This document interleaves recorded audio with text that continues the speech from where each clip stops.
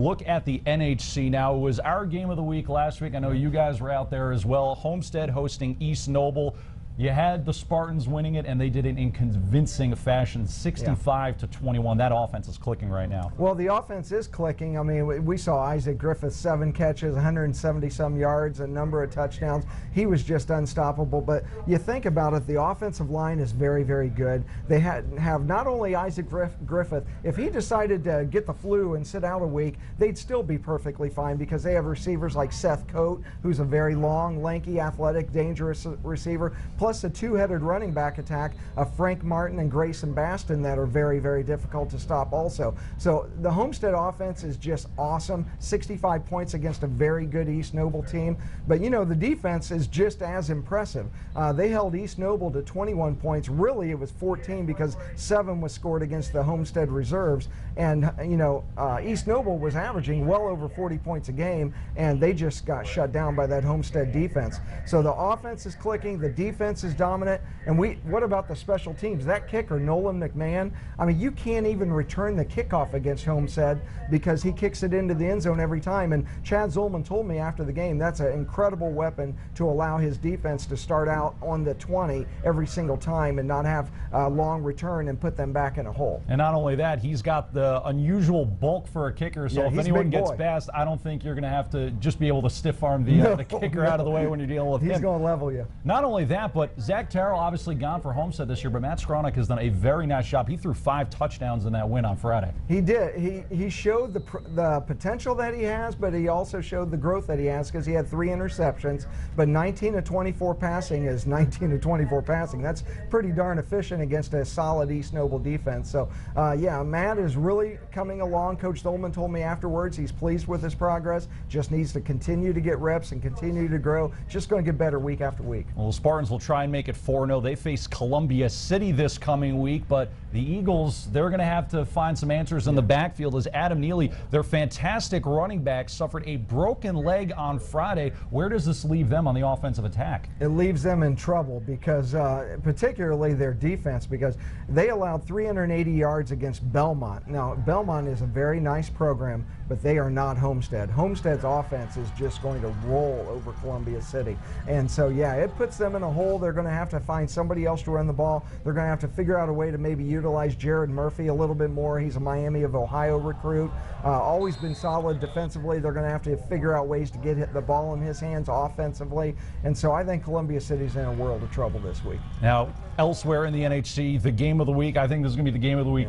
For both of us, it's going to be that Carroll-New Haven matchup. Neither of these teams has really been tested too much this season. They've been outstanding on both sides of the football. Who do you like in this matchup? I like Carroll. They have won 4 of the last 5 games against New Haven, but you know, I tell you, that New Haven defense is really, really good, but then you can't take away the Carroll defense either.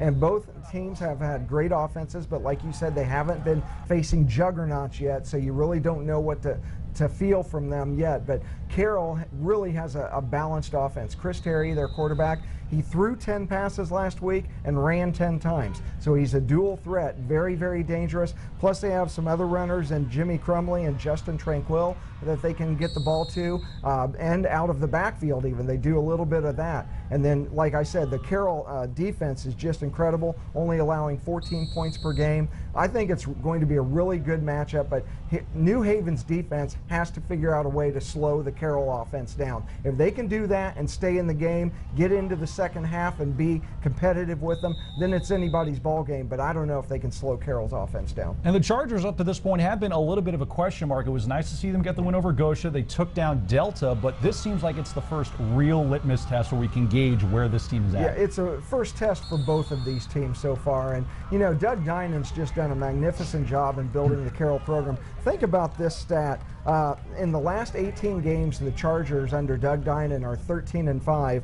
In 18 games prior, or in 16 games prior to him taking over, they were 2-14. So he's just done a magnificent job.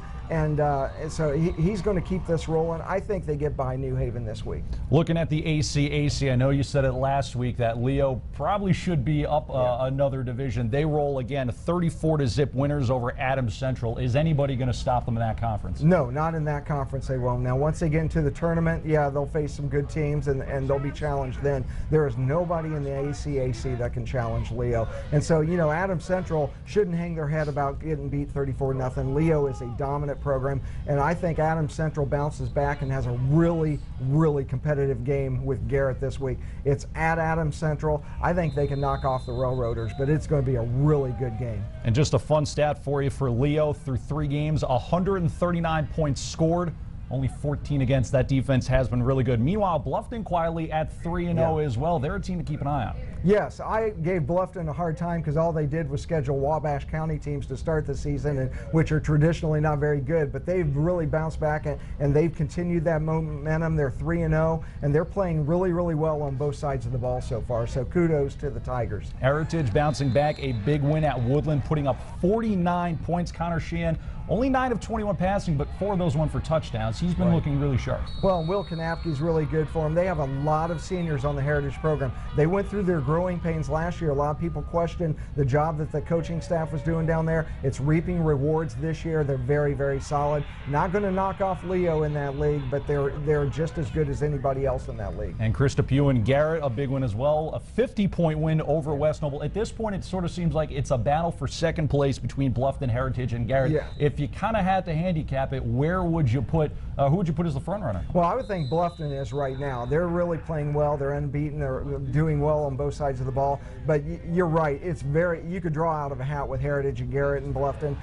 Even Adams Central to a degree. They're in that mix as well. I think they're as good. South Adams is a little bit down this season, but the rest of that group, really, that's the race to follow, is who can finish second in the league. Now, obviously, there's some other good matchups to get to. I see you got a couple penciled down there. What are some of the other games that you're interested to see this coming week? Well, you know, it's been a season of dominance for some of these teams. I mean, Cherubusco won 42-0 over Prairie Heights. Like you said, Leo's been dominant.